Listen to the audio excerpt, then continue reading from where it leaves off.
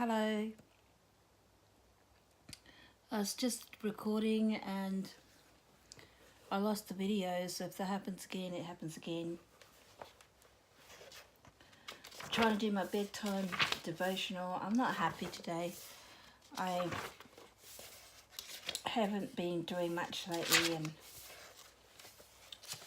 I've sort of withdrawn into myself. I think I've gone depressed again. I have no energy to do anything.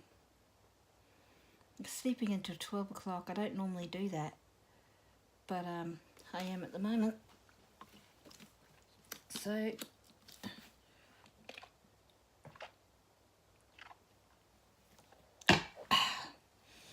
we'll see what we can do. Let's go. What is the date today?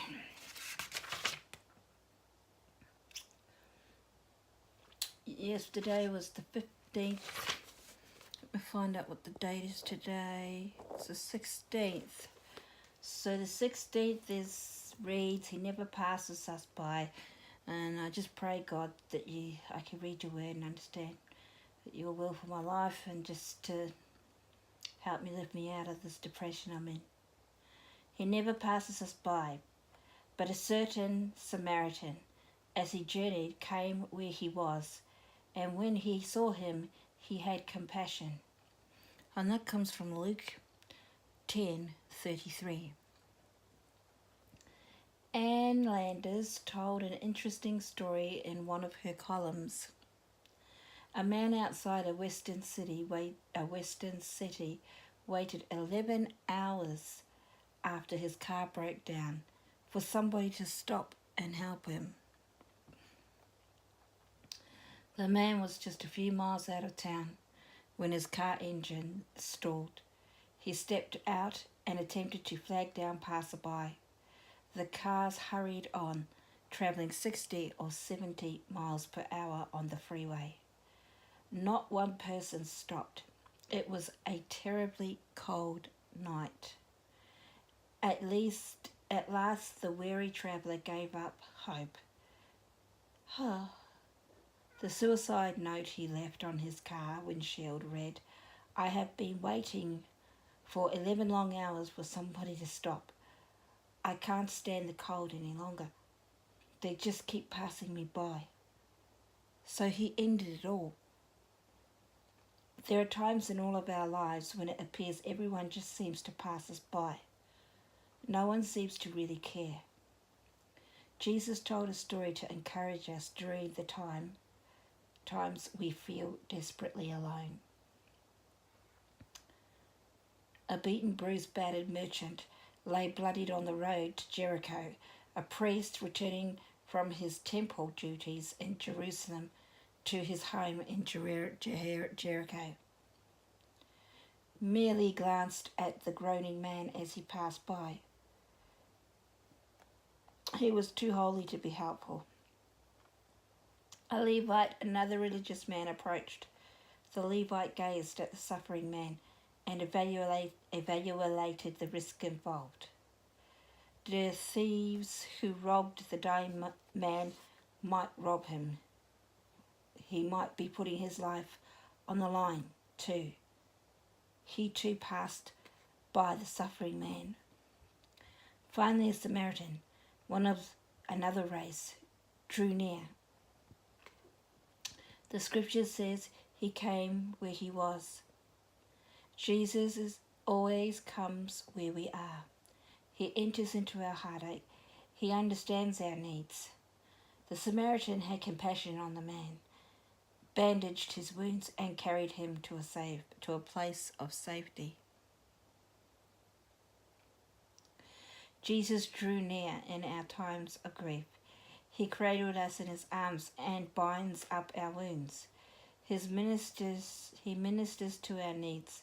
He heals our hurts. He makes every provision necessary to get us going again.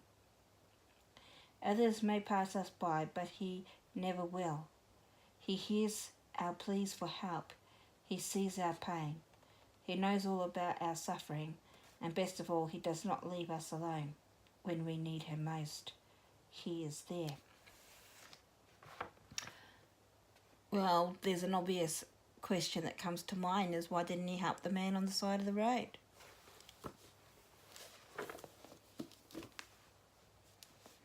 If there was so much decay, why do people die? Why do these bad things still happen to people?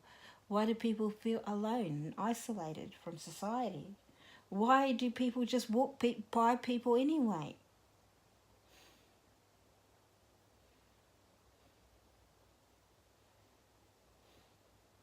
Why was it that those people who were passing that man in the car by, that they had so much power that they could influence him to make a decision to die? That's all I want to know. I want to know is just what happens when people are wanting to commit suicide, they've got no hope. Where is Jesus then?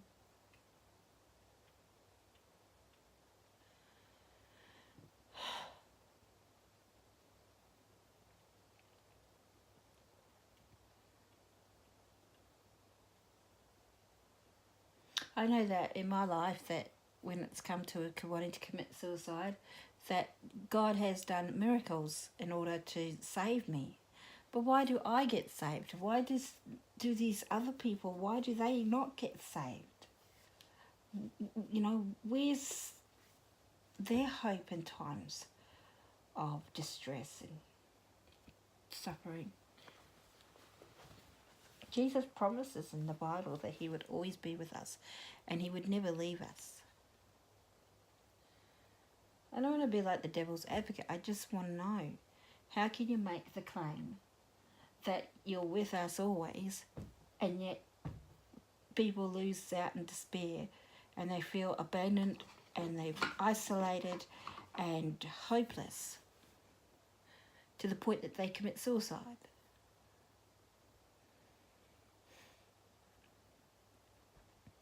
I guess when we think about it, those feelings do come from.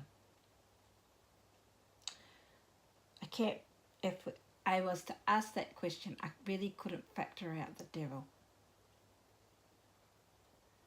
and his role in the situation.